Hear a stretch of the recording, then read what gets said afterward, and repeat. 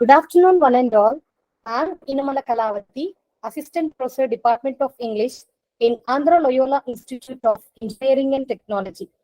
A very warm welcome to second day International Virtual Workshop on Research and Publication, jointly organized by Nirmala Memorial Foundation College of Commerce and Science, Mumbai, and Andhra Loyola Institute of Engineering and Technology in collaboration with Cape Comorin Trust. It gives me a great pleasure for me to introduce our first speaker today,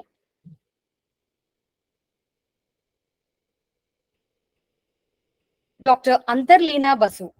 She is currently an assistant professor at the School of Liberal Arts and Humanities at OSEM University, India. She also functions as the co-chairperson of the Center of Excellence, Literature Studies, and holds the David Scott Caston Chair Professorship of English Literature. She had pursued PhD and MPhil at the University of Hyderabad, where she worked on exploring the interactions between trauma and translations. Prior, she had pursued MA in English at the Department of English, UOH, recipient of the IAFOR Scholarship UK 2017 for her research article on the Indian graphic narrative, and grants from DOTTSS, Tampere University, and NIDA School of Translation Study.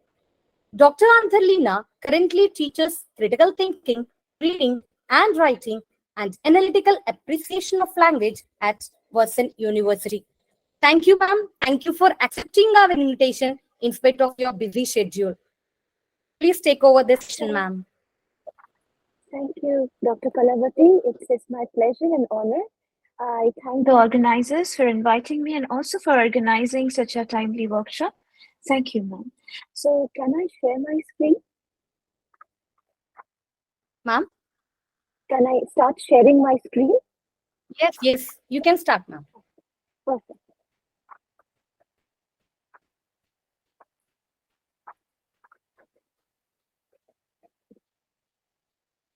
So is my screen visible? Yes, ma'am. It is very much visible. Yes, ma'am. Okay, thank you. So today we'll be talking about the process of writing a research paper, which we know is a bit complex, and in many ways it would be difficult to cover this entire topic in 1 hour, but I'll try my best. I know most of you in this workshop would be early career students, early career researchers, and I know you go through a lot of anxiety because there is this notion that if you don't publish, you perish in academia. So you not only have to do your research rigorously, but also publish rigorously. Otherwise, there is no place for you in academia because of the competitiveness, a kind of toxic competition, but it's there.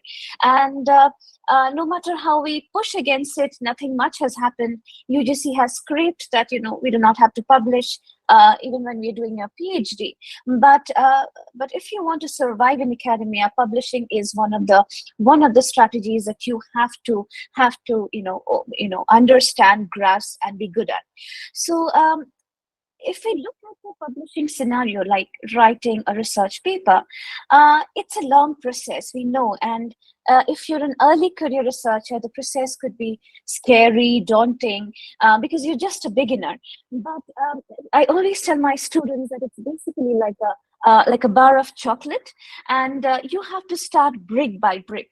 So basically, this entire process, we are going to divide the process of writing a research paper. We're going to divide into slots, break it into bricks, and then we are going to come and think about writing the research paper. And that way it would be anytime 10x times easier. So just to give you a bird's eye view as to how we are going to how we are going to discuss the different topics in this talk, in this 1 hour talk. So first we are going to start with evaluation of our research. Second is selecting an article type. We'll go there, but I'm just talking about the headings. Determining the authors, selecting a journal, points to consider while selecting a journal, creating an outline of the paper, writing the first draft of the paper, revising the manuscript, and finally submitting the manuscript. So you can see that the if you see the layout of the paper, we start from basically evaluating literature review, and we end with submission of the manuscript. Again, I'll also be talking about revising the manuscript, but this is a long process, and we have to take it step by step, which is very important. So, what are the things that you do before writing the article? The first step is basically literature review, right? You do not start writing the article without the literature review, but you should technically begin the writing process, the process of writing your research paper with the literature review.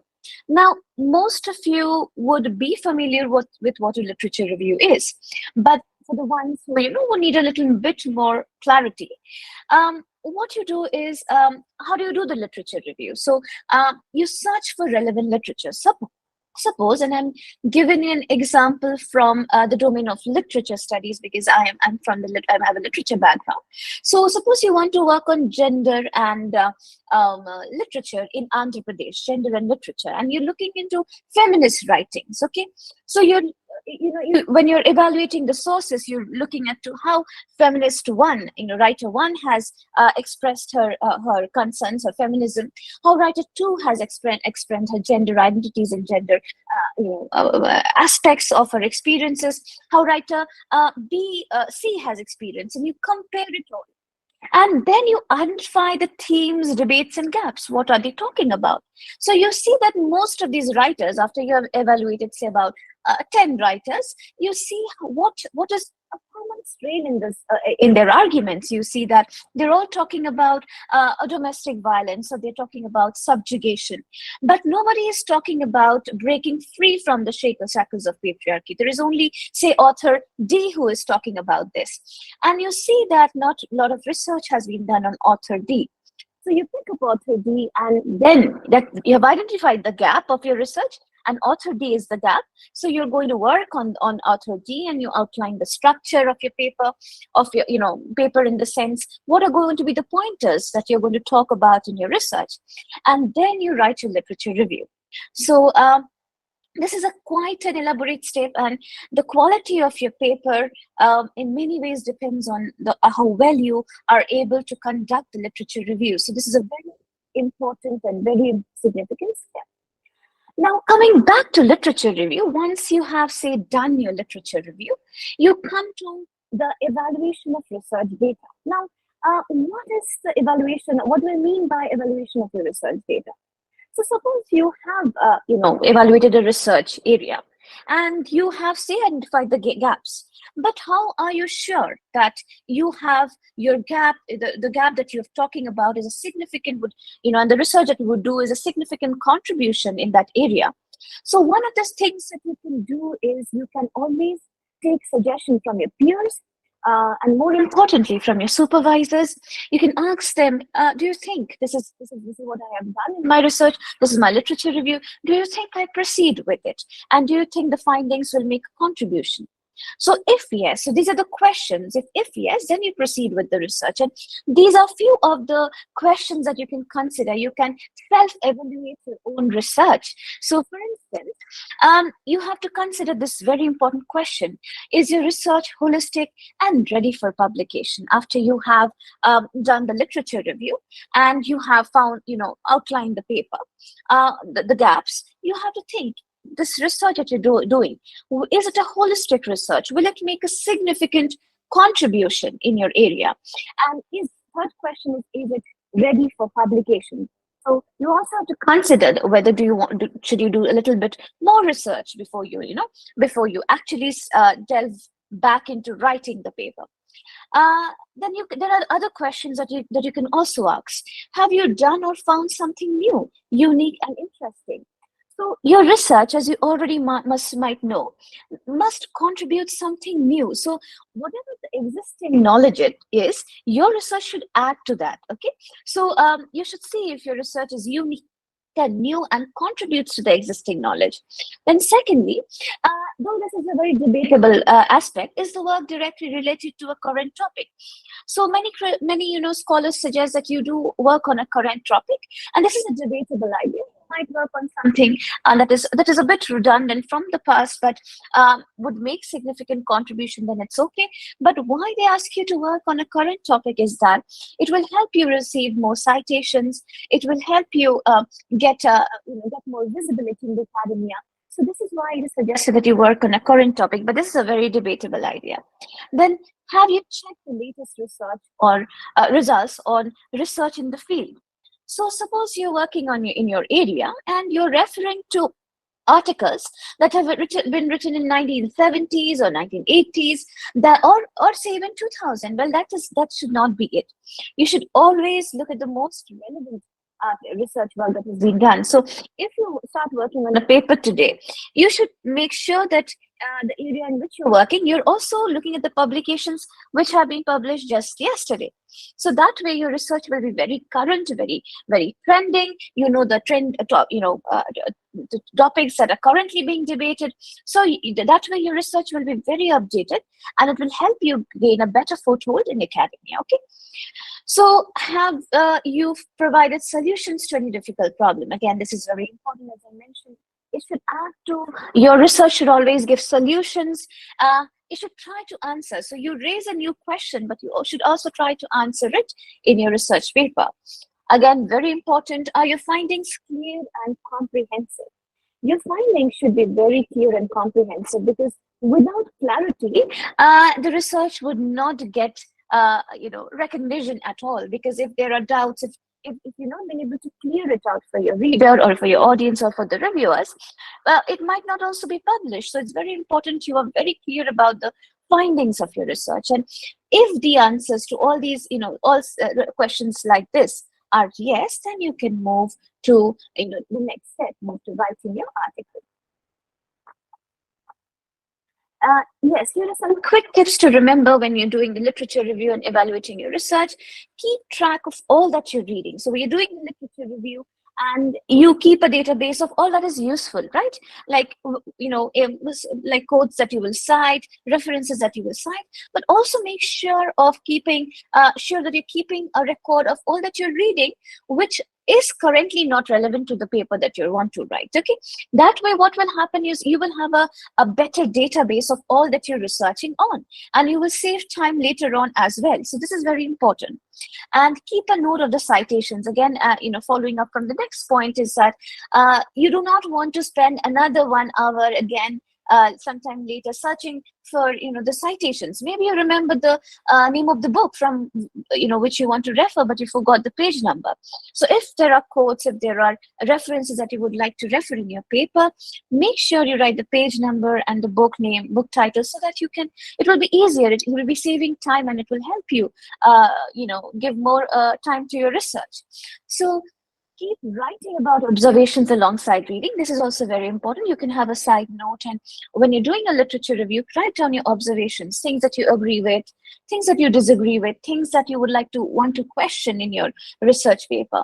That way, it makes the process of researching very holistic and very, very, very, very concrete in many ways, because you are not only saving time, you're also looking into questions that perhaps you can address in a second paper. So this is very helpful. Now, as I always like to quote him, he is often regarded one of the rising researchers. He works at Oxford. Gracian always talks about how if you're questioning a dominant theory, it is not just enough if you're questioning a dominant theory or idea. You always have to provide alternative theoretical approaches or alternative ideas. This is the way you actually do your research, to address the question, raise counter question, and also provide solutions. Do not speculate, and provide evidence. This is something very important.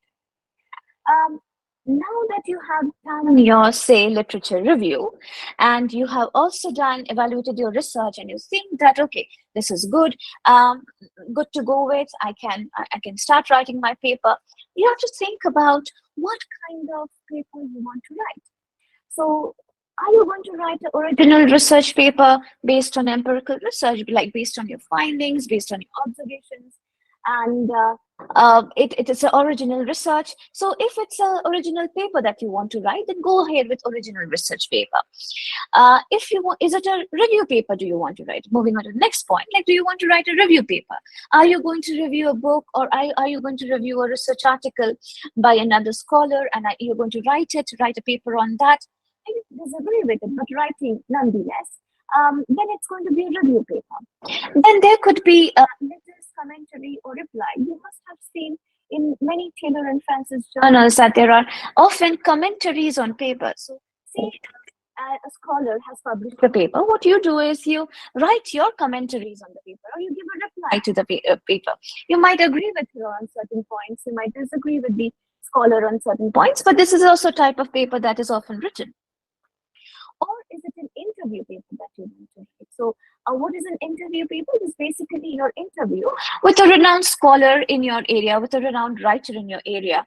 For instance, we have in our domain, we have a lot of writers. So we can interview a writer and we can publish the paper. So you have to think about the article type that you want to engage in.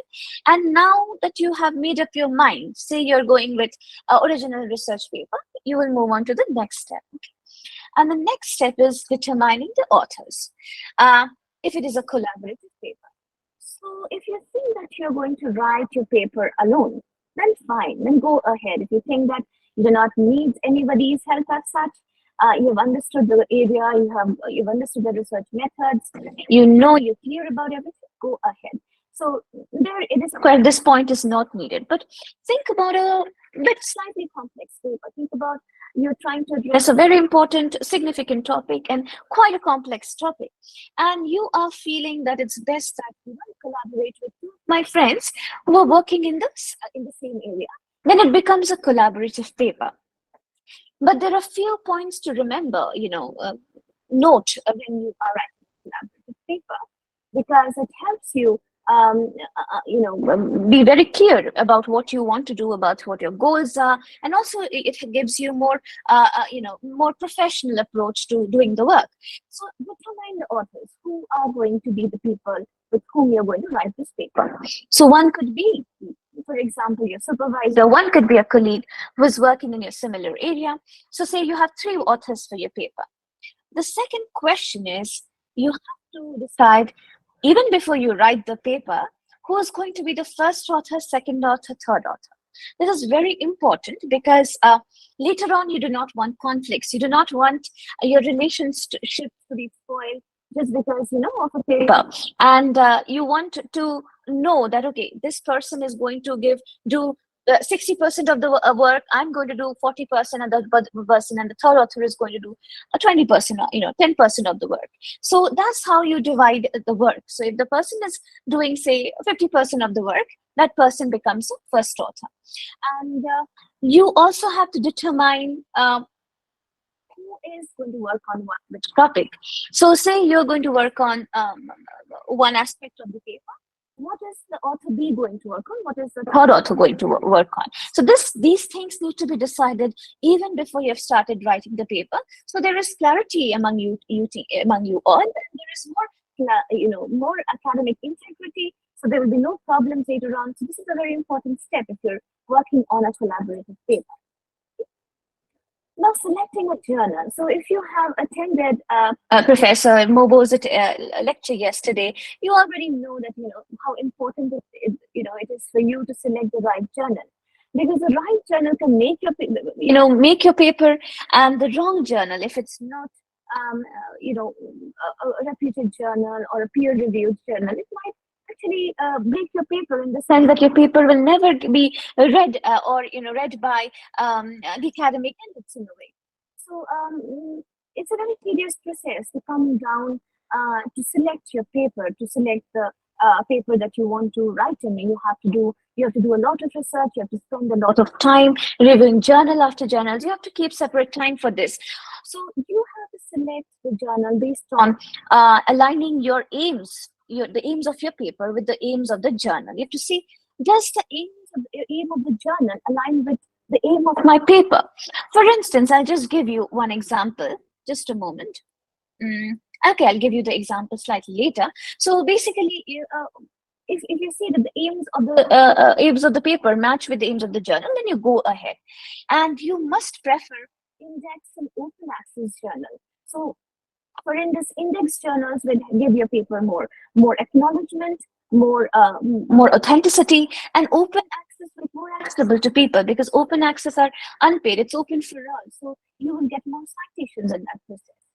And another must thing is manuscript must be peer reviewed, preferably double blind peer reviewed for publication. So this takes time. When you give your paper to a double blind peer review, it takes time, but it makes sure that you will improve yourself as a researcher. You will get good feedback from the reviewers, and even if it's rejected, you will get to know the mistakes. So it's always wise to go with an index journal. It's always wise to go with an open access journal, and something that is double blind, a journal that is double blind peer reviewed. So it helps you grow as a researcher, because even though we have pressures of publishing, the goal should not be only about publishing.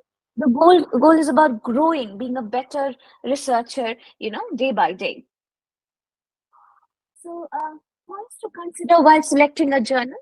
So think about, these are a few of the pointers that you could think about while you are selecting your journal. The first point is, what is the language of the journal? So in which language does the journal publish? So does it publish in Telugu? Fair enough, it's fine. But think about it. Do you want your paper to be read by only Telugu readers? Then fine. If so, if you think that it's only for the community, then fine. But if you think that if you want your article to be read by a wider audience, and think about publishing in a journal that has wider outreach, for instance, English. Then, second point is focus area of the journal. As I was mentioning, that does the aim of your paper align with the aims of the journal? I'll just give you an example from the domain of literary studies. For instance, if you're working on, say, graphic literature, and you can see, your aims should align. So you can see the journal overview, aims and scope of the journal. If you go down towards the bottom of the slide, you can see the highlighted part, aims and scope. And that tells you that what is the aim of the journal. So if the aim of your paper aligns with the aim of the journal, you can go ahead and publish, and publish in this particular journal. So you should match the focus area of the journal. Now, indexing of the journal is again as well important, whether it is indexed, whether it is Scopus indexed, or indexing reputed journals, reputed bodies. So that is how you select the indexing, select the journal. Now, availability of the journal is again very important. Is the journal available open access, or is it a page, or is it available? Is it an e-journal, or is it only available in hard copies? For instance, think about a journal on Sahitya Academy, published by Sahitya Academy. It's a very good journal, and it selects good papers, no doubt. But the problem is, it only publishes those articles in the form of a hard copy. And what happens is that how many people are buying journals these days? We all tend to read it online, right? So nobody is purchasing those journals, and those journals. And what happens is, those articles that you're publishing in that journal never get cited. And if it's not getting citations, then you're not growing as a researcher. You're not being read, right? So the objective is not fulfilled. So it's always better to go into these times to go with e-journals, journals which are also published online. So reputation of the journal. Does the journal have a good reputation? That's very important. So if the journal has a negative reputation, that there is a lot of bias there, don't publish with that journal, because it will again kind of impact your growth, because your article's authenticity, your article's effort might be questioned. So try to go with journals that have good reputation. And for that, I always suggest to go, if you're in humanities, Taylor and Francis, Routledge, Palgrave Macmillan. These are or state publications. These are publications you go with. These are journals you go with. Then format recommendation of the journal. So this is also important. What is the format recommendation of the journal? Figures. What kind of figures are they? Are they going to publish their figures? Will they publish colored figures? Because if you have data and statistics in your research, you would prefer a journal that publishes figures and images. At a lower cost, or if not free. And what are the charges applicable? So most very reputed journals that publish your article free of cost, but there are journals who charges a nominal fee, and sometimes it's quite a lot. Think about those. Like, would you really want your journal article to be published with money? Do you want that? So think about all those and then go ahead with a journal. Okay. Now, steps after selecting the journal. Now, you suppose after reviewing, you have read the journal. You have selected your journal. You've wrote it down to a journal. Now, these are the things that you need to read and reread again. So, read the specific journal instruction for authors. What are the instructions that are given to authors? You can see here, if you look at the bottom of the slide, you can see aims and scope, then journal metrics and editorial board, and then instruction for authors. This is very important. You must read what are the instructions given to the authors by that particular journal. Now, once you have read the instructions, read a few articles from the journal so as to get an idea of the kind of article you need to write. So when you read, suppose you're going to publish with a particular journal, it's wise to go back there and read about 5 or 6 articles from the journal, and you will get an idea of what kind of article they're looking for, what kind of language you need to use, what kind of style you need to use to write in that if you want to get published in that journal. And you also need to format your article as per the instructions. So if they say it's MLA format, you go with MLA format. If they say it's with APA, you go with APA. So these instructions to authors are actually very important. And once you've selected your article, do a very good research of the kind of work that is being published there. Okay. So you can see, if you go to any good journal, you can see the instruction for authors given very carefully, the policies. Please go and read these time and again and note them down. Okay, this is what the journal wants, and this is how I have to work on my paper. This really helps because later on you do not have to spend time on formatting and other formalities. You know what exactly you have to do while you do about it. Now we come to kind of the core part of writing a research paper. So first, what you have to do is create an outline of your paper, and your outline will basically have these 3 broad sections. The first section will have your title, the abstract, and the keywords, and the second section will have your introduction, aims, methods, results, findings, discussions on findings, scope, conclusion, and the final section will have your acknowledgement, ethical statement, and references. So just to start with the title selection, often we think that it's very, when we title our paper, we do not put a lot of thought, but it is always suggested that title is the first impression that you give to your reader or your reviewer. So try to encapsulate the aim of your paper in the title. So your title has to be very, very, very well composed. The keywords, try to put the keywords there in your title, 1 or 2 keywords in your title. It also informs, basically, it's so important because it informs what your paper is about to the reader or the reviewer. And this is also your chance to attract the attention of the editor and reader, because say you frame your article you give the title in a very, very succinct but yet very informative way, your editor or reader will be interested and will definitely think about reviewing the article. So it's important that you compose a very, very well composed title with all the important words in the title and with summarizing, basically encapsulating the message of your article in the title. The title should be informative. The title should be concise, very important. It should be brief. Avoid jargons and abbreviations. What do I mean by this? Avoid very difficult terms, using very difficult terms in the title.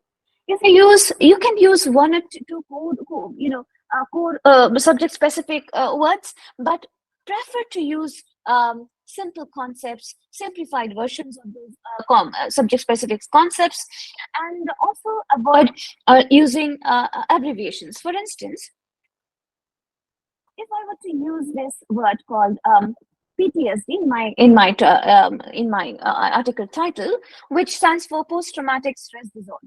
a lot of people who have not studied trauma are not able to understand what is PTSD. So in that case, it is best to write the full form, post-traumatic stress disorder. So if you must use that name of this ailment in the title, do not use abbreviations. Use the full name in the title if you must. So in that case, never use abbreviations. Your title can have two parts: the title and the subtitle. Yeah, your title can have two parts, the title and the subtitle, which is again very important because the title is basically, you can see in the example given below, the title just gives you the messaging and the subtitle kind of describes what your article is going to be about. So title selection is again a very important step. Do not do spend your time on it, write and rewrite it, and it really helps that way to come at a very, very succinct yet informative yet interesting article. Moving on to the keywords. Keywords are again an essential part of producing a journal article. When you write a journal article, you must select keywords that you would like your article to be ranked for. So basically, they will ask you, many journals will ask you to give five words as keywords, or 5 to 7 words as keywords of your article.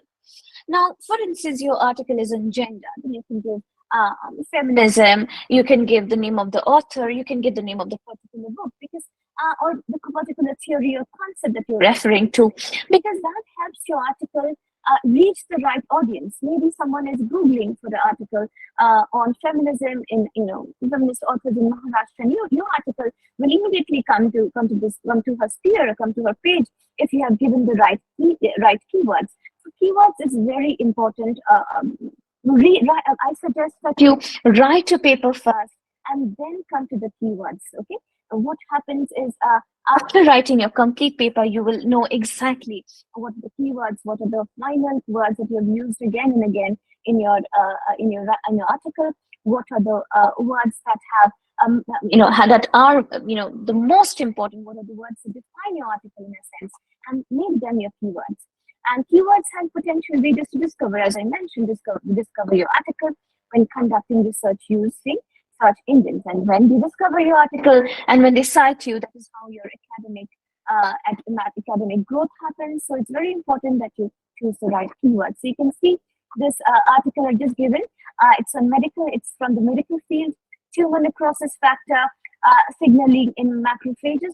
And you can see the keywords. The keywords are disease, inflammation, arthritis. So this tells you that what this article is going to be about. So someone working in this area comes, reads the abstract, reads the keywords, and knows, okay, this is an article that will benefit my research. Let me read it. So this helps. Now coming to the abstract. Abstract is, again, you already know the significance of abstract. Many of you during your, when you want to participate in a conference, write your abstract, and you have to write your abstract between 250 to 300 words. So each and every word is important when you're writing an abstract. But many times we do not know what to include in abstract. We include a lot of different things, but often fail to include include the main topics. And we do not have to give a literature. Understand that we do not have to give a complete literature review there. You can just give a literature review, the literature review in one line. You can talk about what your research paper is going to be about and what are the gaps in research that your paper is going to address. You can talk about the methods you have applied in your research for this research paper. The methods that you will be applying for the research paper. And you can talk about the hypothesis of the main findings of your research in this abstract. You can also talk about one line about the scope for further research. So it is basically, again, a very, very brief summary of your entire article. You have to give a bit of your entire paper in your abstract so that the reader or the reviewer knows what exactly your paper is going to be about.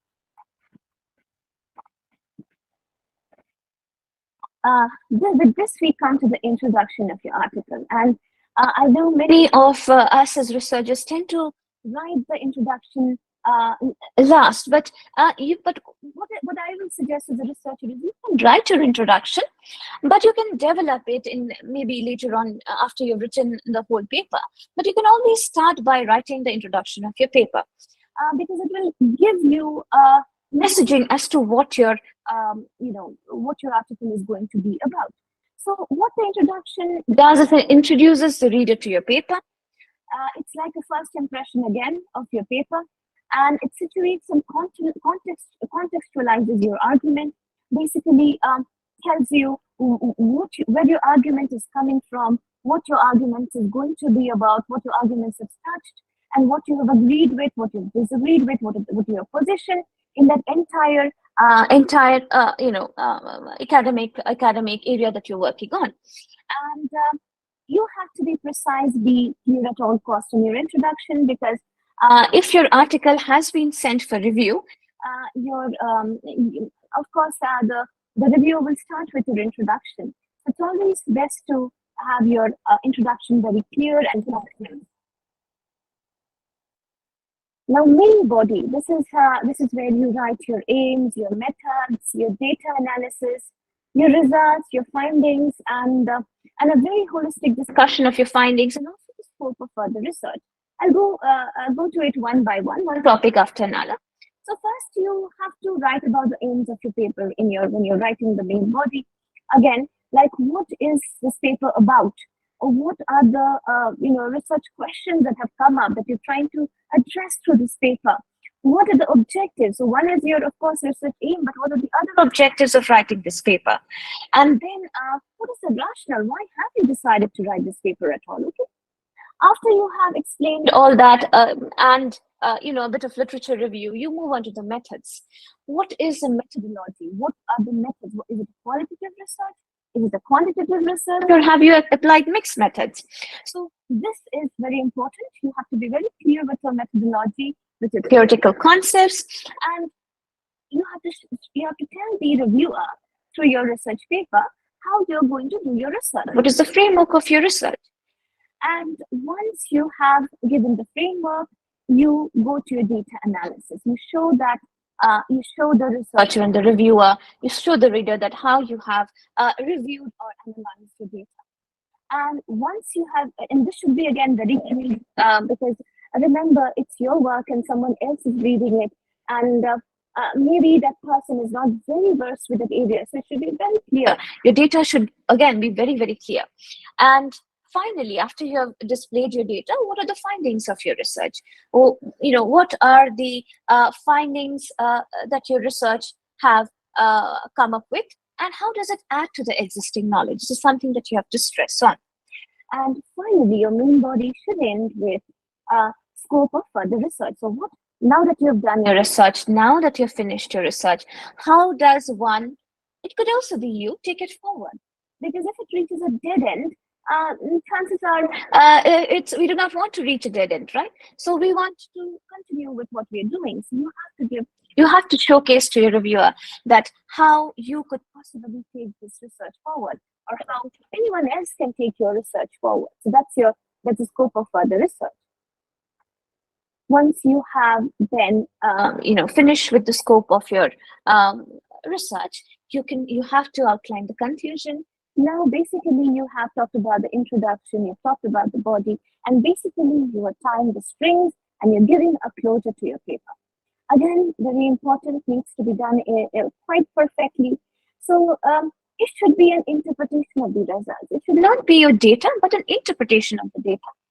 And it should summarize the paper in brief, basically what you have done and what are your findings, and this is how you can take this paper a bit forward. Okay, and many of you can also talk about the limitations of your research in this section. You can talk about the questions that you have addressed in this paper, but also the questions that you perhaps were not able to address well in this paper. It was beyond the scope of this paper. You can see that these are the limitations of my paper, but I hope to address it in a second paper or in a later research project. Okay? And do not introduce any new concepts in this section. Now, this is also another important point. What we do is we often end our conclusion with by inserting some new concepts, new terminology, new subject-specific terminology. It's suggested that you do not do so. Obviously, you can talk about, when you're talking about the scope, there might be a need. When you're talking about the scope of further research, there might be a need that you talk about new concepts, but it's best that you refrain from doing that. You can just, give it in a very layman's terms so that's easy for all. Do not make it very complex in the conclusion, because you're giving a closure to your article. You're not introducing new concepts here. So try to avoid using new terminologies, new concepts in the last section. With this, you have completed your paper, but I'm sure you have not completed it alone. So you have received help from probably more people than just the ones who are collaborating with you. Maybe your supervisor is not a co-author, but he has helped you. Maybe a teacher or maybe another professor who's not a co-author has helped you. So do you forget them? No, you do not. What you do is you write, you mention them, you acknowledge them in your writing, in your article, in the acknowledgement section. So once after your conclusion, you have the acknowledgement section when you say, so and so has helped me in this process through by explaining this concept to me. Or it could be that you were not able to find an article, or this happens to us, right? As Indian scholars, we do not have access to a lot of articles, and we often ask our friends situated abroad to help us, give an article, fetch an article or a book for us. So you can acknowledge those people in this section, okay? A space where you acknowledge the individuals who do not qualify for co-authorship, but has contributed to the article intellectually. And the contribution should be intellectual or financial. Again, often you need to take on projects. Research might involve a lot of financial, maybe field work, and you will be needing financial assistance. And maybe you have not received a lot of help from anyone, but there is this one patron who has helped you. And you must explain, you must acknowledge him in that acknowledgement section. What it does is, the academic community, even though it's very, it's quite expansive, it's also a very small community in many ways, and it builds integrity, it builds trust. It also helps you grow as a researcher, because it's always, it's always good to be truthful. It's always good to build integrity in academia. So always make sure that you acknowledge the people you received help from.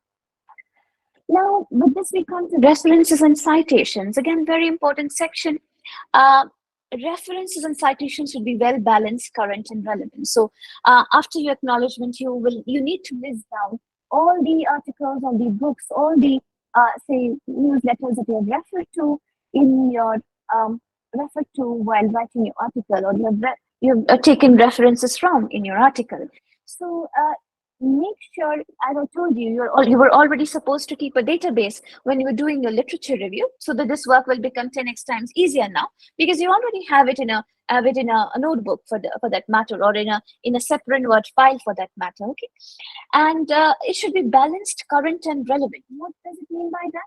Suppose if you have referred only to very old articles, only to say articles written in the 1990s or 1980s, and you or say early 2000, and you have not looked at what has been happening in the last 20 years in that area, it's going to be problematic. So you need to read current articles, current books written as late as say 2022, 2023, April, to understand what is going on in your domain. So make sure the research is very relevant and very up to date. So take references from very new articles, very new arguments, new concepts. Okay? Then you should aim to cite references that are not more than 100 years old if possible. Again, this is sometimes debatable. If it's needed, you can, of course, go back. So suppose you're working on 17th century literature. So that is totally different. You can definitely refer to old works, but if needed, but it is also suggested that we do a very holistic research and see new works, new research work has been done in that area. And if it has been done, please make sure that you add that as well. The studies you cite should be strongly related to your research question. Again, a very important point, because often what students do, what researchers do, early career researchers often make this mistake by using a reference that is not very related to the work that you're doing. You're just picking up a quote by some random critic or author and just using it there. You're not seeing the context in context or in how that article or how that quote has been used. So that is very problematic, because chances are, and 99% time that happens, your reviewer will go back and check the references. And once they do that, they will see that, oh, this is a very shallow research, because there are only random references and not very detailed references and not very subject specific references. So make sure you do a very holistic research when you are referring a text. It should be really relevant, then only you refer text. Okay. References and plagiarism. I am quite sure you are mostly familiar with this, with the concept of plagiarism, and how you should always avoid plagiarism. But still, it's a very important part of the writing process. So I will touch upon it. Whatever you cite, even if you cite one or two words from a blog, as trivial as blog in many ways. So please make sure that you cite even that blog. Give the reference, give the link. Possible, many journals will ask you to give the link. So what it does is it showcases that you are you keep your academic, you are you keep your academic integrity, and you follow the steps. You're not just copying from someone, you're just not just plagiarizing from someone, you're giving the due consideration to all those who needs to be referred to. So it's very important that you refer everything, whatever you're quoting, whatever you're citing in your article. Make sure that you are referring you're referring them in your list of references, because otherwise this will be cited as plagiarism. If you fail to say even miss one or two pointers that you have referred to, and you fail to cite your source, this is considered plagiarism. So make sure that you note everyone that you're referring to in your list of references. That will make your paper very original, and that will also showcase your academic integrity. Again, important in the process of writing a research paper is figures and images. A lot of you would have figures and images in your articles, and remember, first is to correctly format them as per the journal conventions. And if you're using images from external sources, so what are external sources? Images or figures that have been used by someone else, that has been actually created by someone else, you must take their permission. You must write to them, you must take their permission, and always make sure you have a written proof of submission. So later on, why I'm saying a written proof of submission? Because maybe the person has, over a telephonic conversation, you've got the permission, but maybe later on, when the journal has selected your article, they ask for the proof, you're not able to furnish it. And then they will consider that you have not followed the steps, you have not taken permission, and it will be considered as a plagiarized act. So best thing you can do is you can always take a written proof of submission from the source and furnish it along with your article to the editor. And figures and images should be properly numbered and labeled. Yes, make sure you number and label the figures and images that you're using in your article. Now, one of the questions that comes up is writing the first draft, chronologically or chaotically. So this is often a question that is raised. So they say that, do I write it from introduction, then body, then conclusion, or do I just write my findings first, then my conclusion, and then I write the introduction? Well, there are different opinions there, but I would suggest that you go by what's more comfortable to you. If I talk about myself, I like to write the introduction first, and then the body, and then the conclusion, because that way I'm more systematic in my work. But different people have different approaches to it. So it's totally up to you. Writing paper, start where you feel confident with. So if you feel that your findings are there and you're confident with the findings and you want to start your paper first, put the findings to start. But write the first and but write it down. Basically, don't procrastinate. And write first, edit later would be make sure that while you're writing the first draft, do not start editing, because that way you will get into a constant loop and you'll never be able to finish the first draft. So first write your first draft, then consider editing it. Okay. So finally, revising the manuscript. Now, this is again an important, important aspect. We do not give a lot of time often to revising, but it's a very important, significant step. One of the reasons is if you're writing a collaborative paper, so different three people have written the paper, and the paper often reads like a very coherent, incoherent paper because three people have written it. So if when you're revising, make sure you're polishing the paper, make sure you are making alterations. So any major alterations that you need to make in your paper, make it while you're revising the paper. So you have written the first draft, you know the flaws of your paper, where it needs to be conjoined, where the grammar needs to be corrected. You make those alterations, and you also polish the style, as I mentioned, that if three people are writing, you make it sound as though only one person has written it. So you have to do a lot of revision. And again, formatting the document is also something that is very important, because what you need to do is follow the journal's conventions and format the paper.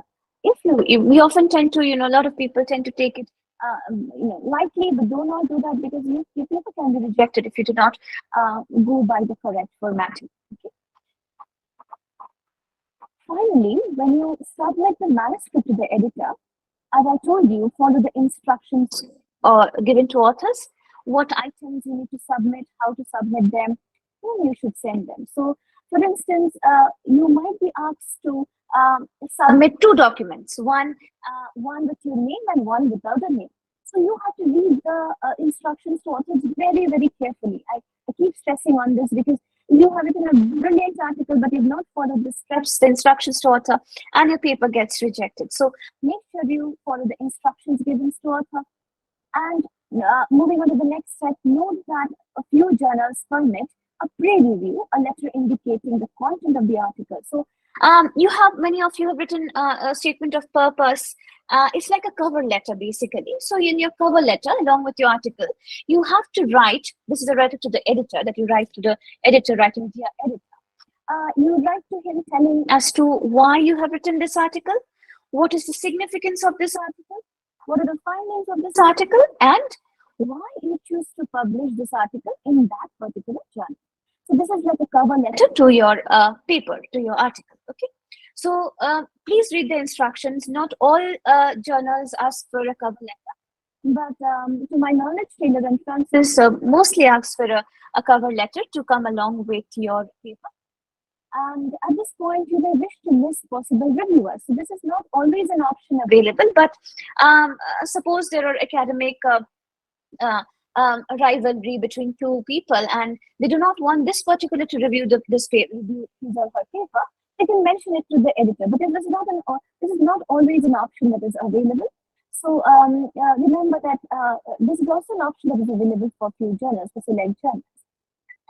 Then, if necessary, contact the editor to be sure that the manuscript was received. So you have waited for, say, 1 month, depending. So time frame is also given. So depending on the time frame that has been given by the journal. So if the journal says that they ask you that they will get back to you in 1 month, please feel free and to contact the journal in a month and ask that whether they have received the paper and what is the outcome, what is the decision. But in case they have not receive, in case they have given you 3 months time, in case they have asked you that you have to wait 3 months, then wait 3 months and then send the mail that what is the outcome of the letter, outcome of your what is the outcome of your article, whether they will select it or whether they will reject it. And if after a month you've not received a response concerning the acceptability of your manuscript for publication, you may wish to contact the editor about this too. So this is basically what I just mentioned. You contact them depending on the time span that has been given to you. If the time span is 1 month, contact them after 1 month. If the time span is 3 months, which is generally the case for article, publications like Taylor and Francis, you wait 3 months and then get back to them. So this is the process that I have talked about. process of writing a research paper. And these are just few very very quick tips. Clarity is key. Throughout the presentation, I told you one word that I repeated is clarity. Be clear in every step because this will help you get your article published. Make your writing accessible by using clear language. The language should be very clear, grammatically correct.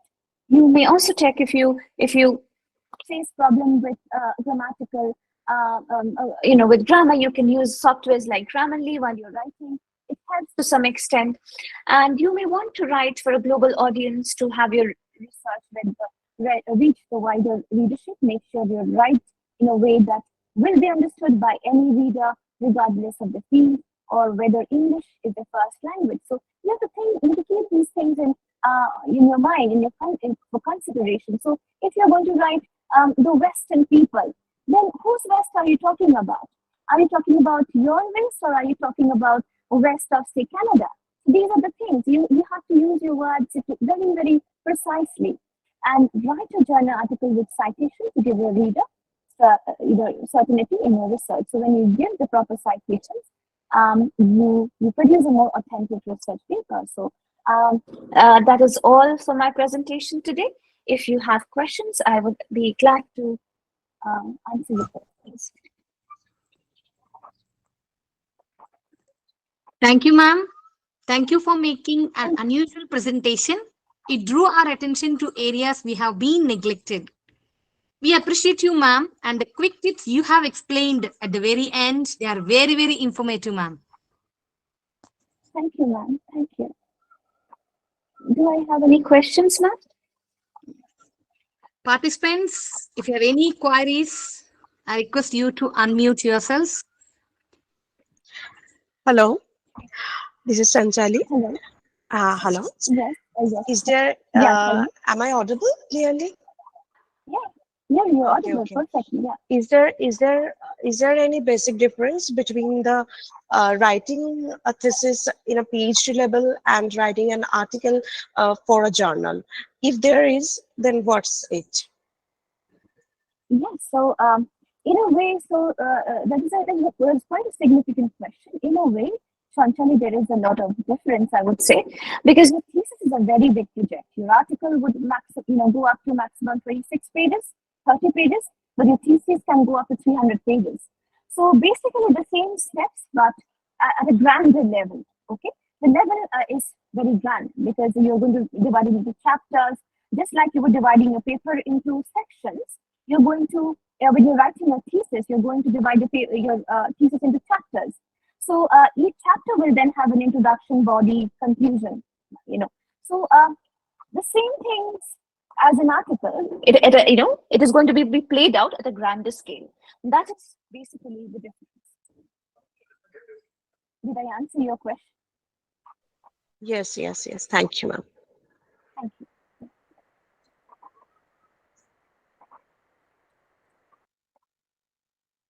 Those who have any technical issue to speak, they can type a message in the chat box.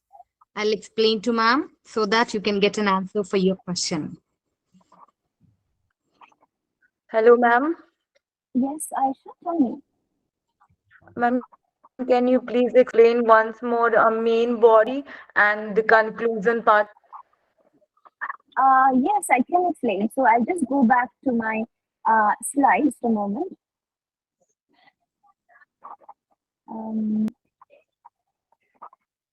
So coming to the main body, it's again, see, this entire main body can actually be talked about for 10 hours rather. But I was trying to be very brief and trying to touch upon it. So when you write your main body, it's comprised of your introduction, aims, conclusion, right? In introduction, aim, just a moment. Yeah. Your aims, methods, data analysis, results, findings, discussion on findings, scope for further research. So you start with talking about what is your aim of your research, like what do you want to do through this paper? What do you want to achieve through this paper? You also talk about the other objectives of your paper, like one aim you could have, the main reason you're writing this paper, and what are the other objectives of your paper, and then you can move on to doing a brief literature review, like what are the texts that you've read and how did you arrive at this gap, And then you can move on to talking about the methods. What is it going to be the methodology? Is it going to be a qualitative research? Is it going to be a quantitative research? And then we can move on to talking about the data analysis. We will also have to talk about the theoretical framework, like which are the theories that you will be referring to in your domain. And then after that, you have to talk about your data analysis. You have to show your data and how you have analyzed your data. And after that, you have to talk about the findings of your data. Okay? And once you have talked about what you have found, what were the findings of your research, what you have been able to showcase through your research, you have to talk about scope of future research. And then in the conclusion, you can just wrap it up. You basically interpret the results, about the interpretation of the results, and how it will benefit, how it will benefit or contribute to the growth of your domain. And you summarize the pointers in brief, and you avoid introducing new concepts. And you also might talk about the limitations of your paper. If you know that if you have identified the limitations of your paper, which you should be able to by the end of writing your paper. It's also good that you talk about the limitations of your paper. Did I answer your question? Yes, ma'am. Thank you, Very ma'am. short time. Ma'am, Yes. one more question. For a Yes. different objective, examples like I have a 4 objective in my thesis, and for completing findings, the result of objectives, can we use a different methods for a different Mhm. objective to Right. find the Right. conclusion? Yeah, you can do that. So you probably have 4 chapters. I think we're talking about this as the previous questioner was mentioning, and you're talking about a thesis here, and you definitely your chapters might have each chapter might have a different objective as such or aim, and you can use different methodologies. But in the concluding chapter, which of your thesis, you have to tie all the strings. You have to show why you're using this methodology and why you use this particular theoretical framework in this different, why was it different? Why different theoretical frameworks were used in different chapters? Because it's very important that you back your, back your questions, back your acts, back your decisions with a rationale. This is why I have done it. This is what we have to always do. Okay. Okay, thank you, ma'am. Thank you. Thank you. Ma'am, I have a question. Yes, just a moment. While writing a review of literature, which is better, thematic or chronological? Again, it depends. So you're talking about literature review? Yes, ma'am. Yes. You can see, depends on what kind of if you're going what's suitable for you. You can start. So literature reviews are like a very broad work, like you're doing a lot of work. You can start from anywhere actually, but keep a note whatever you're doing. Okay. So you can start from thematic as well. If you think, okay, I'll go by the themes, you can start with that. But you've already say you have decided to work on, say, for that matter, LGBTQ issues in that domain. And you start with the theme, and you can pick the text, and then later on you can come to gender. It doesn't matter where you start, but start and keep a note so that you know how you're heading the research, and then you can move towards where you actually want to go. Okay. If I've answered your question properly.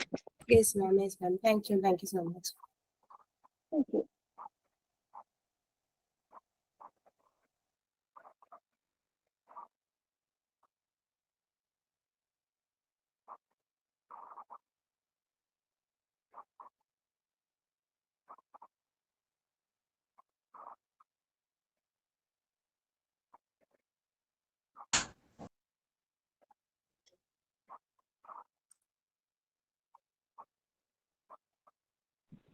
Participants, any queries? Hello, ma'am. Are you hearing me? Yes, sir. Yes, I can hear you. My question is that, ma'am, what is the difference between gaps and outline and the structures in literature review? Sir, could you repeat the question? Yes, ma'am. What is difference between gaps and Yes. outline the structure, ma'am? Okay. And outline the structure. Okay, so there are significant gaps between difference between gaps and outlining the structure. Gaps are basically the areas in your domain, whichever domain you're working in, which has not been worked on. So you could be, and again giving examples from my domain, you could be working on gender studies, but you see that in this particular area, the gap is that LGBTQ feminism has been worked on, masculinity studies have been worked on, but LGBTQ issues has not been touched upon. So that is where you start working. That's a gap, and that is where you pick up, and that is where you start working. Say, okay, feminism has been talked about, masculinity issues have been talked about. Let me pick up LGBTQ issues and let me address this. So that is a gap. And outlining the literature reviews, basically all the text that you're referring to, you're writing a summary of that, outlining brief pointers about that. You're taking a note, like, okay, in this text, this is what has been talked about. That is basically outlining. That is the next step. That is, after you have identified the gap in your research, you have moved to outlining, making outlines of the literature, of the literatures that you're referring to. Did I answer your question, sir? Yes, ma'am. Thank you. Thank you. Aisha, you have raised your hand. Do you have a question? No, ma'am. I used before asking. Okay. Asked. Perfect. No problem.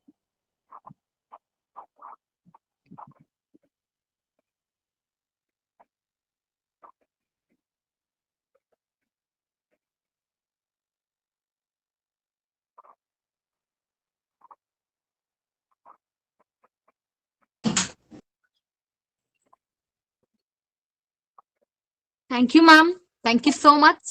It's a wonderful talk. Thanks a lot, ma'am. Thank My you for pleasure. answering all the questions of the participants. Thank you. My pleasure, ma'am. Thank you. Thank you, ma'am. Now, let's move to our next speaker. Our second speaker of today, Dr. Magna Anissa, graduated in Associate in Health Science Education, Bachelor of Science in Nursing, Master of Public Administration, Master of Arts in Nursing, Doctor of Public Administration, and a graduating student in postdoctoral in Strategic Management and Leadership in the year 2023. She is a licensed midwife, licensed nurse, and a licensed professional teacher in the Professional Regulation Commission in the Philippines. At present, she is the Graduate School Dean of Mindanao State University, Philippines. She is the current editor-in-chief of MSU SULU Graduate School Digest Journal. She is also an author of book entitled Healthcare Ethics for Nurses. She authored and published different researches related to health and management. Dr. Magna ma'am, please take over the session. Okay, good afternoon here in the Philippines, and good morning to some of the participants, and good evening to some also. So I'm Dr. Magna Anissa A. Hayutini. Thank you, Dr. Calavati, for the introduction. I'm from Mindanao State University, Sulu, in the Philippines. So I will be discussing selecting journal for publication, and I'm very thankful for the Kapit Comarin Trust for involving me in this presentation about selecting journal for publication. So first thing we will going to know is what is journal. We have to determine what is really journal all about. So remember, when we talk about journal, it is a scholarly publication containing articles written by researchers, professors, and other experts. Even students can write a journal. So it focuses on a specific discipline or field of study. So for instance, your field of study is about health. So particularly, you will going to write a research regarding health, or your focus is about education. Then of course, literally, you have to focus on education. So unlike newspapers and magazines, journals are intended for academic or technical audience, not general readers. It is because that journals are really intended for academic and technical audiences, like professors, like teachers, or researchers or even experts. Unlike newspapers and magazines, you can just have it anywhere else. Journals are it's a very scholarly done, and it's it's a discipline wherein everyone is really aiming to have to write in a publication. How are you going to select a journal for publication? So this is really the main focus of my presentation, is to really know how are you going to select a journal for publication.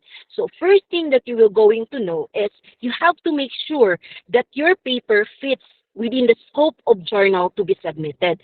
So first and foremost, that if your field of study or if your research or your article is pertaining to education, then you have to look for a journal that fits to your study, so that it would not be difficult for you to publish it.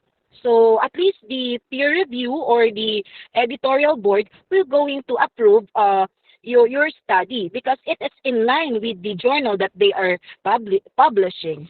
So another thing is, of course, you have to assess the credentials of the journal or the publisher if it's really legit, because there are what we call predatory journals, wherein it's a fraudulent, or it deceived individuals or professors who thought that it is legit to submit in their journal, but where in fact it is not.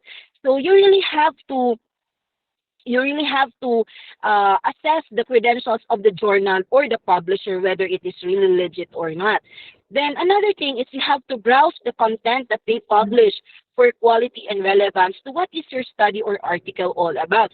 So you have to get into their website journal, where they actually present or publish documents or an article and manuscript or research papers that are really quality, and that are quality and that really focus on what is really what is really all about in their journal. Then you really have to also check the quality of their website. Sometimes there are predatory journals wherein they will just going to make website deceiving individuals or researchers that it is really legit, where in fact it's not. So you really have to check the quality of the website, whether they publish it in a timely basis, or they are indexed in Scopus or in other recognized journal like Web of Science. So you really have to check the quality of their website. And the last one, how to select for journal publication, is to determine what tools and services they offer to the authors, because it is very important to know that tools is very important, especially in making the paper quality. And of course, standard. And you also have to determine their services, whether they have a good peer review process, editorial board consisting of different experts in research. So you really have to identify what services that they offer in their journals, because there are some journals also that will just going to publish right away without even checking it again and again. Remember, there is a peer review process, and there are editing, and there are ways of doing or making the paper standard and quality. So, next slide, please.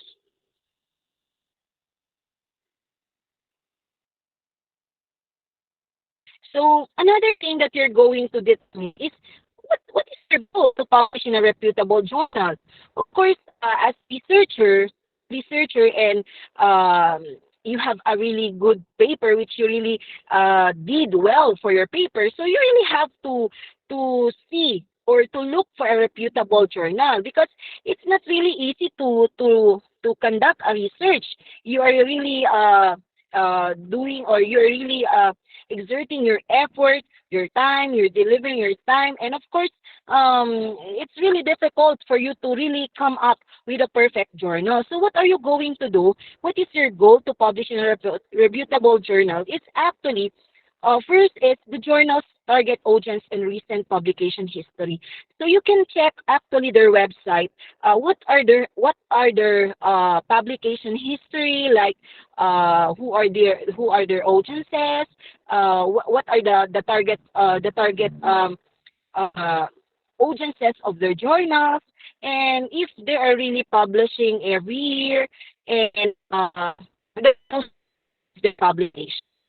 So another one is the significance and broadness of appeal to the facts described in your manuscript or paper. To make it sure again and again, your paper must be really scholarly done. It is not just you will going to panel your paper or to check your paper and it's okay, and then you will going to publish. Where in fact you really need some individuals to really check your paper whether it is okay or not. And then another thing is what type of study you did.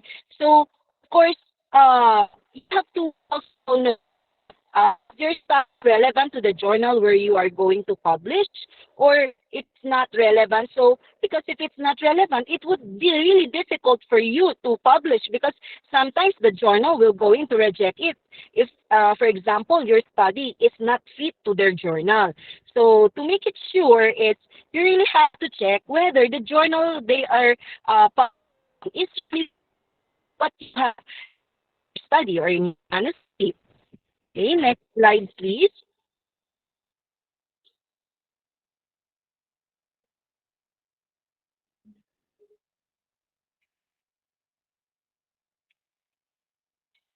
Next slide, please.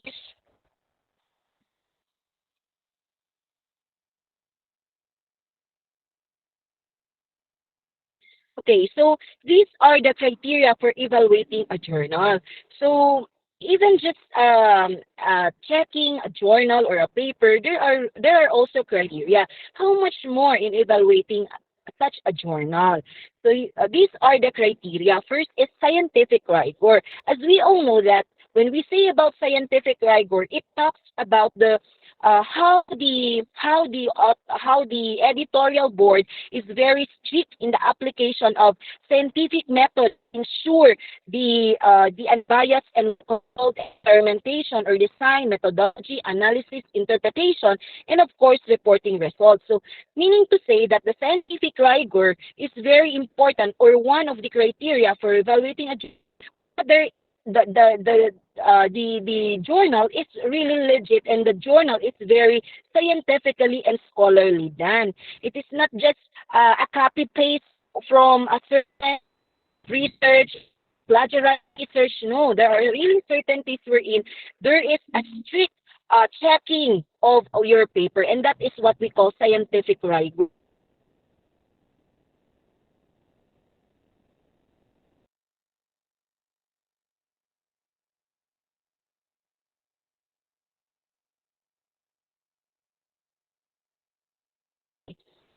And, um, uh, the or um, going to fit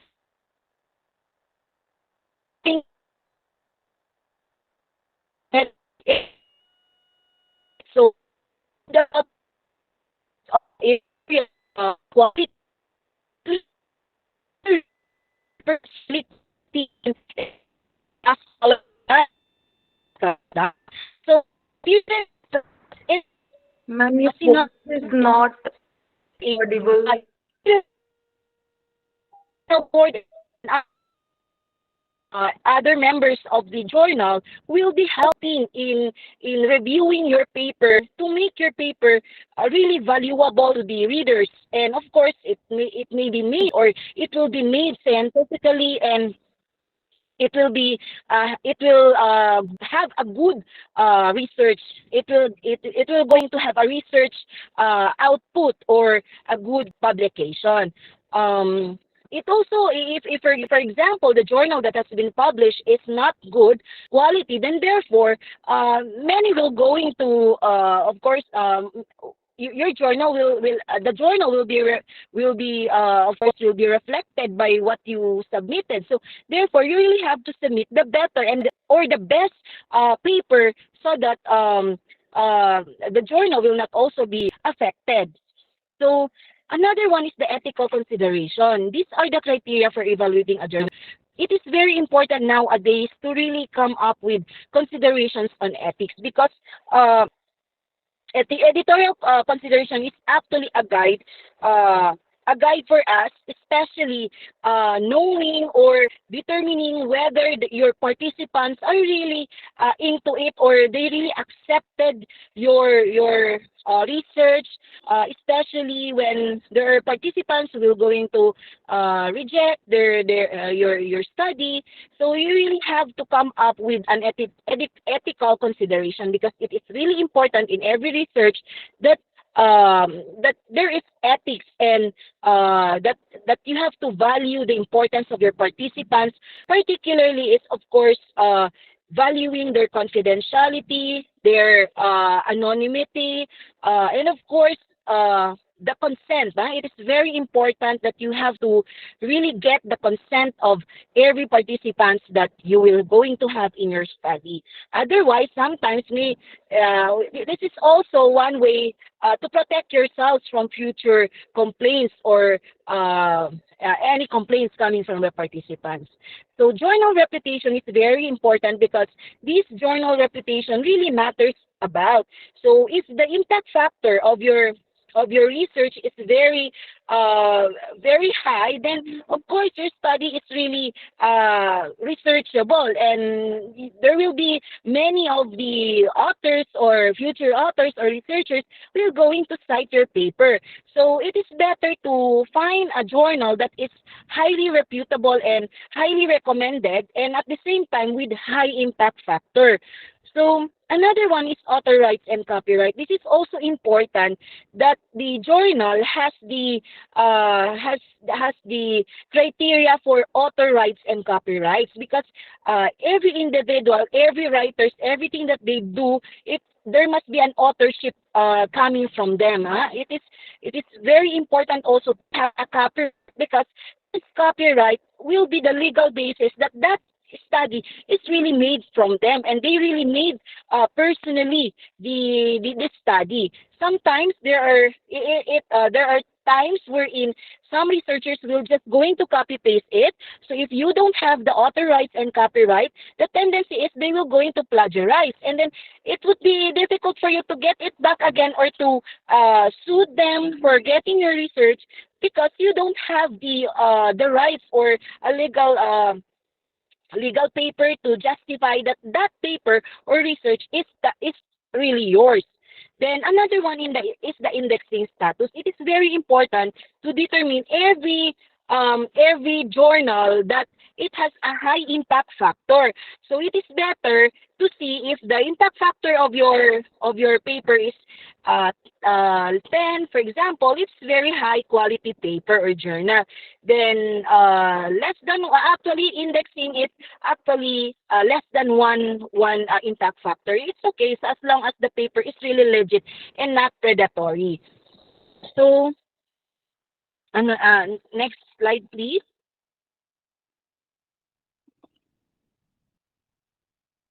Okay, how to determine the credibility of your journal? Credibility is very also important because it connotes. I'm sorry. It connotes the how the journal is really credible and the value of the journal to be published or to have a publishing papers, because if your journal has the credibility, then many will be attracted to submit papers on your journal.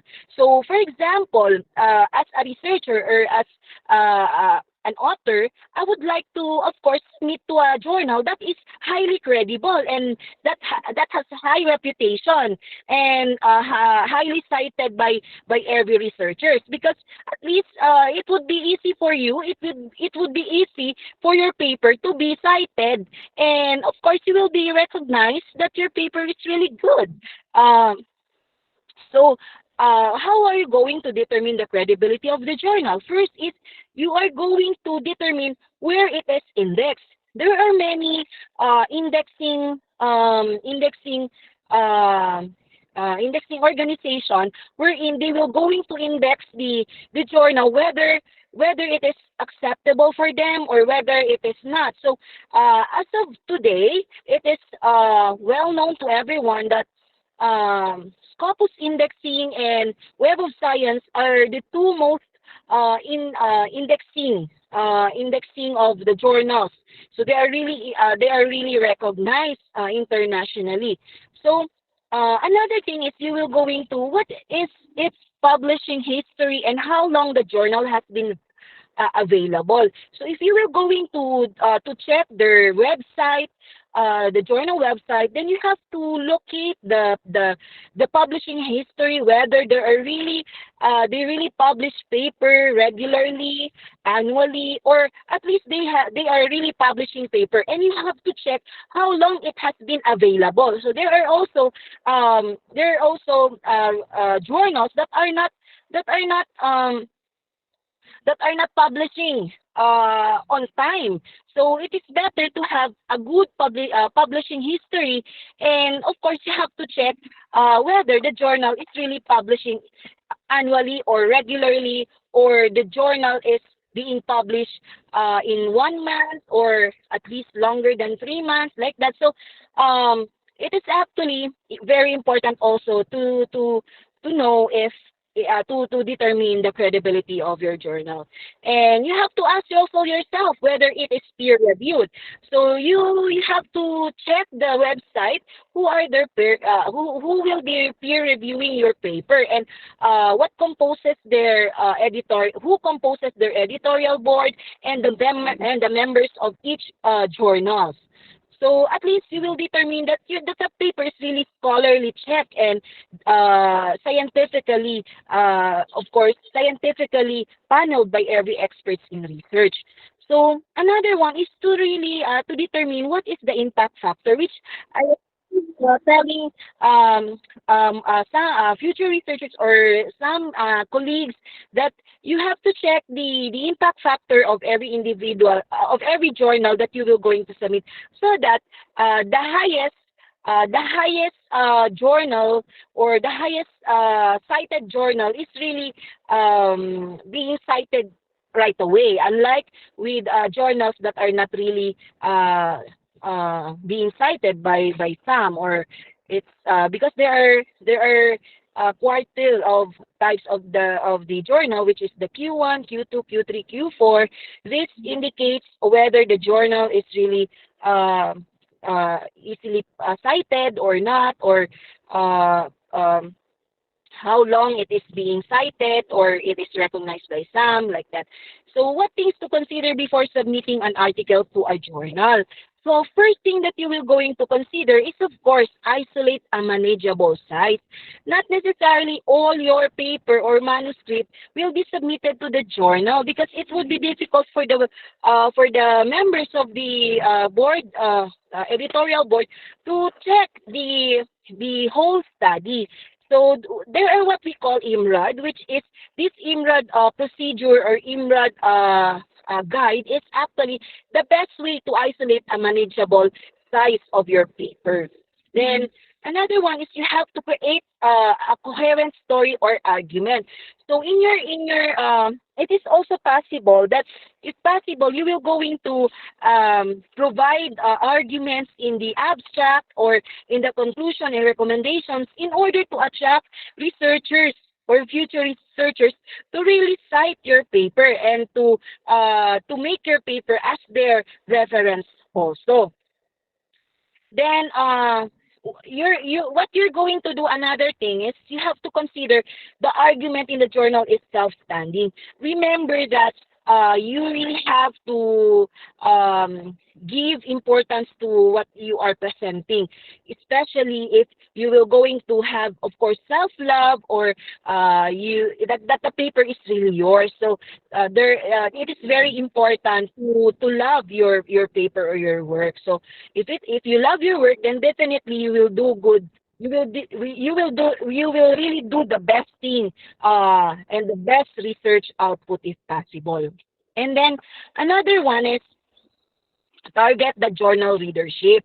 If possible, your journal is readable to everyone, that your journal is attractive and can encourage and motivate readers to really read your study. Because if your study is common, or if your study is usual study, then it would be if the researchers, future researchers will of course find another study that is unique and that has a good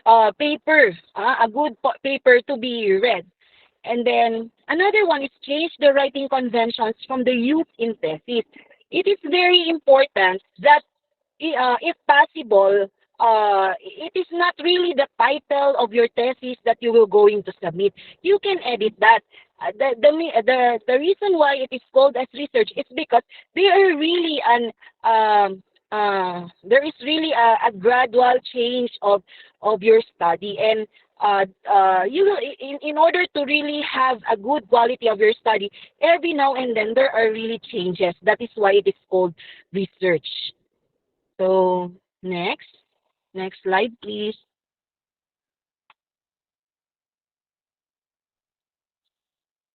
Okay, why is it important to choose a right journal? Yes, it is very important for us to choose a right journal because you can tailor your work to build on research that's already been published in your journal of choice.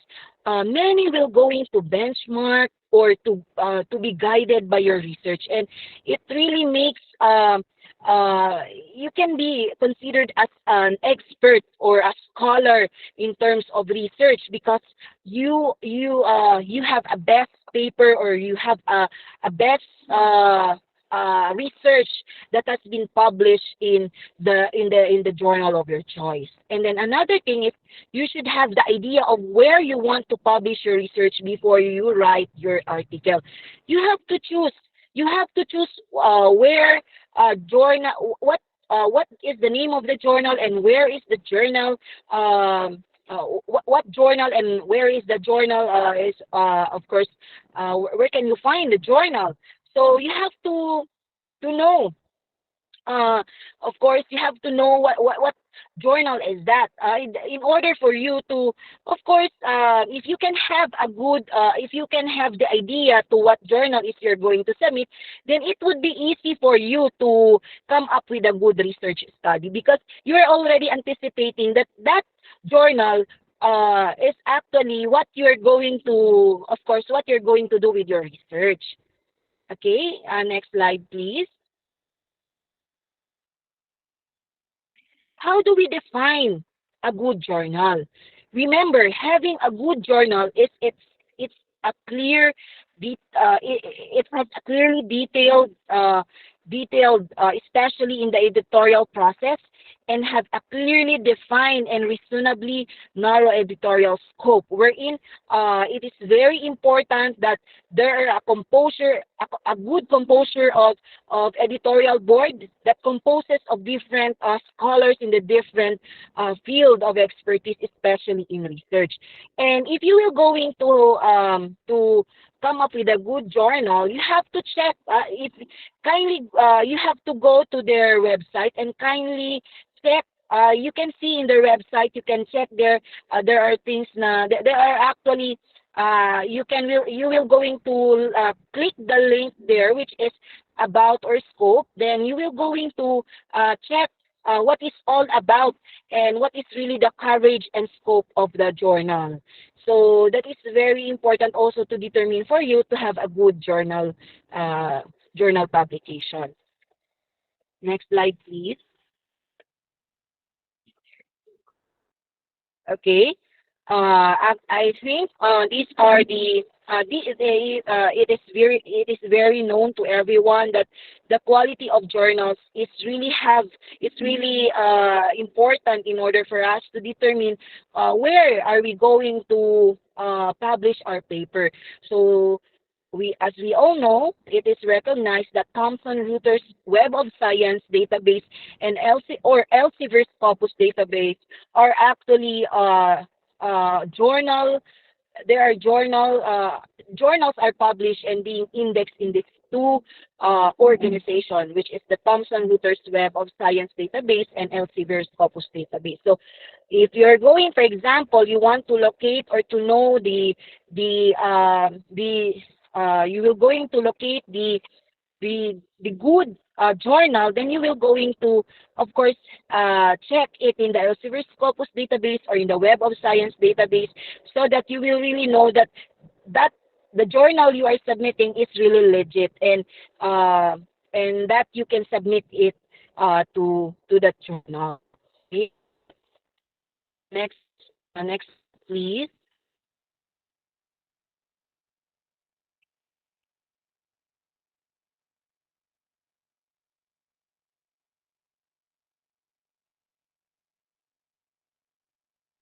Next slide, please. Okay, how to select a journal to target for submission of a manuscript. First is, of course, the topics that the journal publishes. So, again and again, you have to determine what is really the focus of that journal that you will going to publish. And then you have to determine also the target audience of that specific journal. And then you have to know also what types of articles that the journal are publishing or being published in that journal. And then this is very also important, which is the reputation of the journal. So you have to check on whether the journal is really indexed by a reputable indexing organization. And of course, time of publication, because there are also instances wherein some journals will just going to publish paper in once a year, or sometimes it will not publish in a year. So meaning to say that their journal is not active and not citable. So if possible, that you have to really check the time of publication in every journal to really see if the journal is really legitimate. Okay, next slide, please.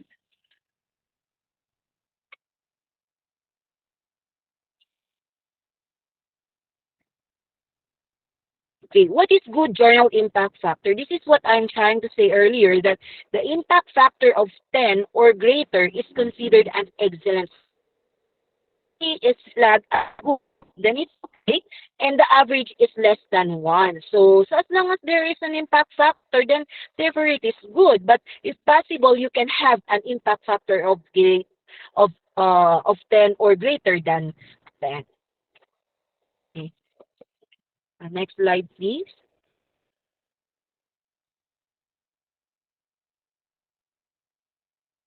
Okay, what are the steps of publishing process?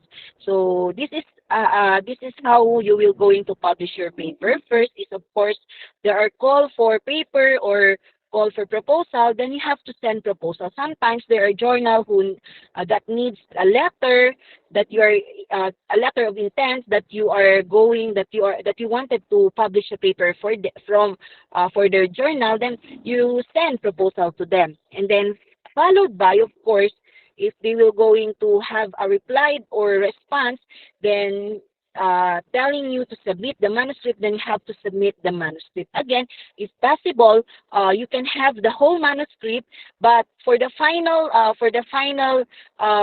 publication, you have to only limit it to a manageable way or way of having the manuscript, which is in IMRAD format. And then after that, there is the paper will be peer reviewed, and sometimes peer reviewed will happen after 3 days or even 2 weeks or even in a month. So just like other journals, if for example there are no response within 1 month, then you have to update them by providing or sending them in the email or reminding them, or perhaps if it maximum of up to 3 months, then you have to check and monitor whether perhaps they forgot. So you have to monitor whether they are already in the process of peer review. And then after that, of course, They will going to send you letter, and especially the acceptance letter. And then in the acceptance letter, they will be providing you the price quotation. There are journals that are not paid. There are also journals that are paid. This is the reason why there are always journals that are paid. The purpose of economic knowledge. And you have to pay also for intellectual property, or especially those who peer review your study. It's a professional fee and not anything towards personal interest. And then, of course, you have to send payments, then invoice payment, and then after that, you have to wait for another days or months. Then your paper will be published online. Or sometimes your paper, aside from it will be published online, you can also request a hard copy, or sometimes it is made into book. Then you have to request it to the journal that you are submitting. Next slide, please.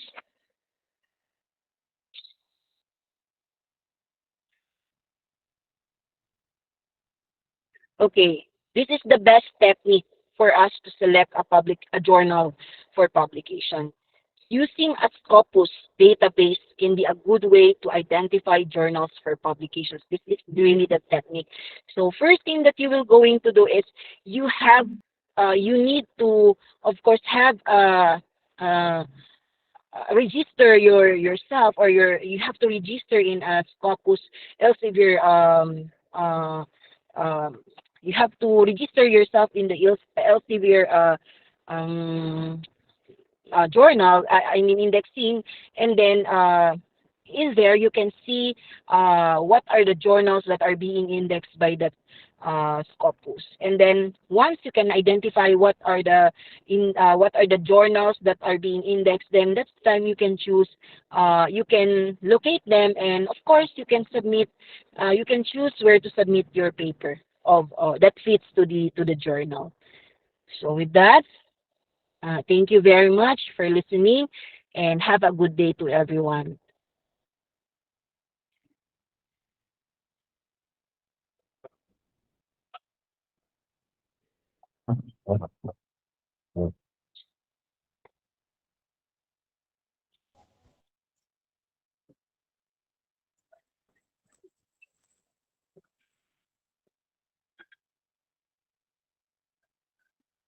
Shall we wait for queries, ma'am?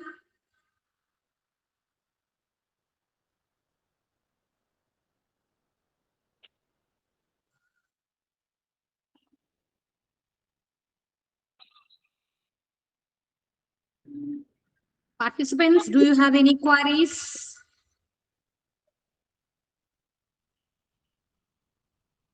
We'll wait for 2 seconds, ma'am.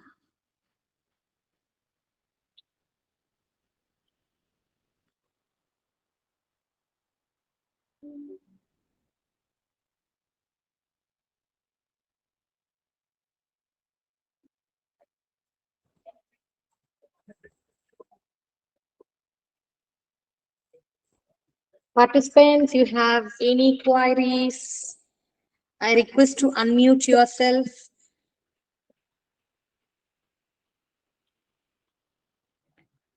Mona Lisa ma'am has raised her hand. No queries, ma'am. No queries.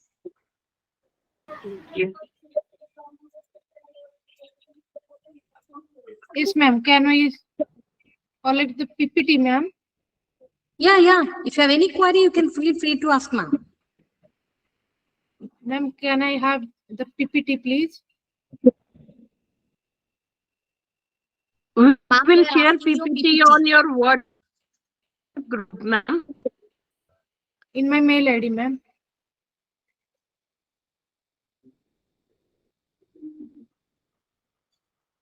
Dr. Magna ma'am, they are asking your PPT. Okay, Doc Shai, can you please help me with the PPT, ma'am? Yes, I can have the PPT, ma'am. It's available with Doc Shalgia. Okay.